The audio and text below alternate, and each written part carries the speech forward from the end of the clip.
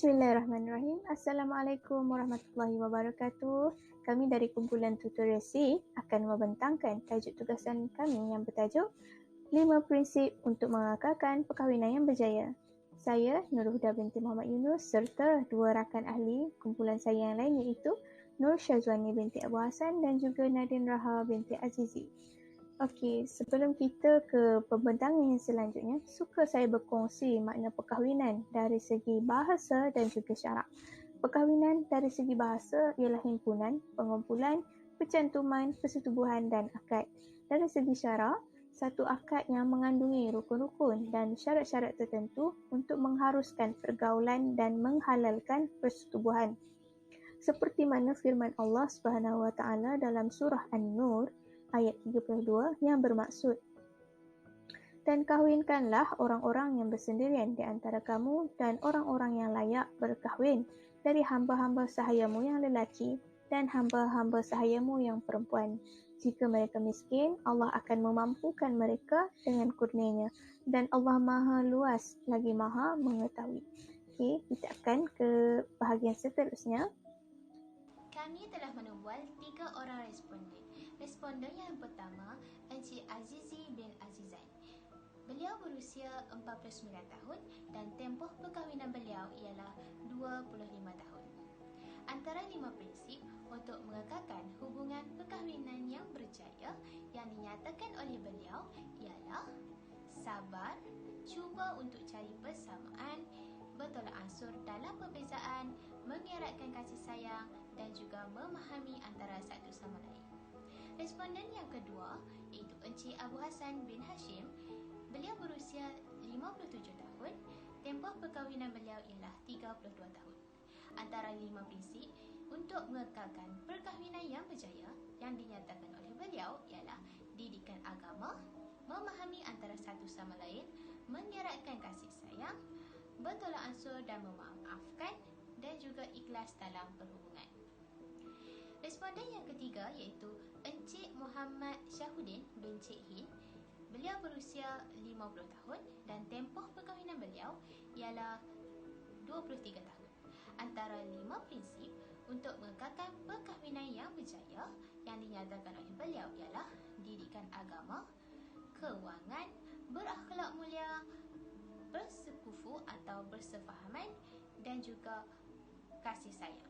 Setelah dianalisa daripada ketiga orang responden, antara 5 prinsip untuk mengekalkan perkahwinan yang berjaya ialah yang pertama, berkasih sayang antara satu sama lain, bertolak ansur, sekufu atau bersefahaman, akhlak yang baik dan juga didikan agama. Prinsip yang pertama adalah berkasih sayang.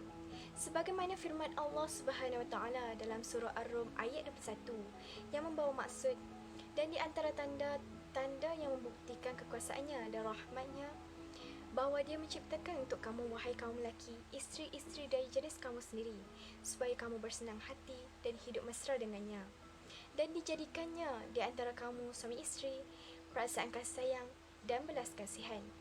Mawaddah dalam ayat ini membawa maksud kasih sayang. Jadi, mengapakah berkasih sayang itu menjadi faktor yang penting bagi mengekalkan hubungan perkahwinan yang berjaya? Hal ini kerana sudah fitrah manusia itu sendiri, dia ingin dikasihi. Oleh kerana itu, Allah Subhanahu Wa Taala menjadikan kita hidup berpasangan dan mensyariatkan perkahwinan bagi memenuhi keperluan fitrah itu, supaya kita dapat berkongsi kasih sayang dengan pasangan. Dalam erti kata mudah, antara salah satu sebab kita berkahwin adalah untuk berkongsi kasih sayang dengan pasangan. Memang sudah lumrah dalam perkahwinan itu sendiri ada pasang surutnya. Namun kasih sayang yang dizahirkan secara berterusan dapat mengekalkan hubungan perkahwinan yang harmoni. Dan bagaimanakah jika kasih sayang itu tidak diterapkan dalam perkahwinan? Sudah pasti perasaan cinta itu semakin suram. Malah terdapat banyak kes perceraian yang hanya disebabkan kekurangan kasih sayang dari pasangan. Mungkin pasangan itu penat bekerja atau sebagainya. Maka pupuklah kasih sayang dalam perkahwinan agar kemanisan rumah tangga itu dapat dikekalkan. bertolak ansur. Bertolak ansur bererti membantu antara satu sama lain dalam menghadapi pelbagai cabaran dan juga dugaan. Sebagai contoh, jika isteri melakukan kerja-kerja di dapur, suami hendaklah menjaga anak-anak dan sebagainya. Daripada Sayyidatina Aisyah radhiyallahu anha, sesungguhnya aku pernah ditanya apa yang dilakukan Nabi sallallahu alaihi wasallam ketika di rumah. Sayyidatina Aisyah radhiyallahu anha menjawab, Nabi sallallahu alaihi wasallam membantu isterinya membuat kerja-kerja rumah. Maka apabila masuk waktu sembahyang, baginda keluar sembahyang. Hadis riwayat Imam Bukhari. Okey, prinsip yang seterusnya iaitu sekufu dan kesepadanan. Sekufu atau kesepadanan dalam bahasa Arab disebut dengan kafa'ah. Dari segi bahasa, kafa'ah bermaksud sama ataupun seimbang. Okey, kesepadanan ini dilihat daripada 3 aspek iaitu amal ibadah, pekerjaan dan juga kesihatan. Jadi, sekufu dan kesepadanan ini sangat penting dalam hubungan perkahwinan bagi menjamin masa depan hubungan yang bahagia.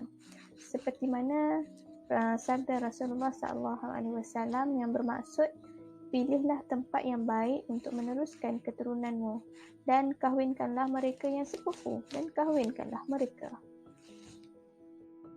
Didikan agama.